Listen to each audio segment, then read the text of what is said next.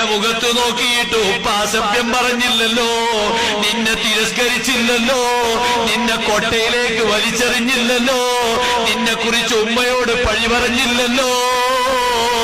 സ്നേഹത്തോടെ നിന്റെ മുഖത്ത് ഉമ്മ വെച്ച് അതാ വളരെ സന്തോഷത്തോടെ ഉമ്മാക്ക് കൈമാറിയിട്ട് വളരെ സ്നേഹത്തോടെ ഉപ്പ കുപ്പായം വൃത്തിയാക്കുന്നു.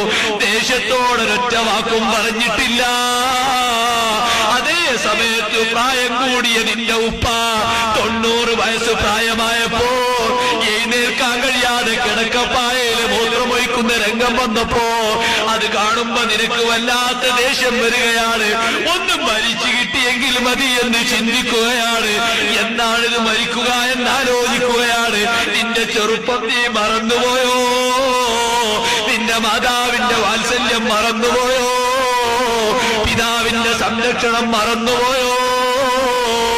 അതുകൊണ്ട് സഹോദരാ, ബാല്യകാലത്ത് എങ്ങനെയാണോ നീ നിനക്കവർ സ്നേഹം തന്നത്, തത്തുല്യമായ സ്നേഹം കൊടുക്കാൻ കഴിയില്ലെങ്കിലും ഒരു പരിധിവരെ നിന്റെ സുന്ദരമായ കൈ കൊണ്ട് നിന്റെ ഉമ്മാന്റെ ദേഹം മുഴുവനും നീ തേച്ച് കഴുകി വൃത്തിയാക്കിക്കോ.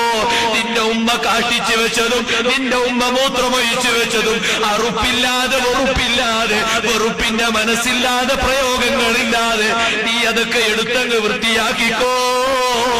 അപ്പയാണ് അള്ളാഹുവിന് പൊരുത്തപ്പെട്ടവനാകുക, അപ്പയാണ് മാതാവിന് പൊരുത്തപ്പെട്ടവനാകുക, അപ്പയാണ് പിതാവിന് പൊരുത്തപ്പെട്ടവനാകുക. രസത്തിന്റെ വാക്കുകൾ പറഞ്ഞാൽ പോരാ, സന്തോഷത്തിന്റെ വാക്കുകൾ പറഞ്ഞാൽ പോരാ, എന്നെങ്കിലും പോയി ചികിത്സക്കുള്ള കാശ് കൊടുത്തു വന്നാൽ പോരാ. അവരെ സമീപത്ത് ഖിദ്മത്തിനായി നീ എങ്ങി ഒരുങ്ങിക്കോ. ഉസ്താദിന് ഖിദ്മത്തെടുക്കുന്ന ശിഷ്യനെ പോലെ, ആ ഉസ്താദിന് ഖിദ്മത്തെടുക്കുന്ന ശിഷ്യനെ പോലെ നിന്റെ ഉമ്മാന്റെ സമീപത്ത് നീ എത്ര വലിയ ആളാണെങ്കിലും, എത്ര വലിയ പണ്ഡിതനാണെങ്കിലും, എത്ര വലിയ നേതാവാണെങ്കിലും നീ അവിടെ തപസ്സിരിക്കുകയാണ്.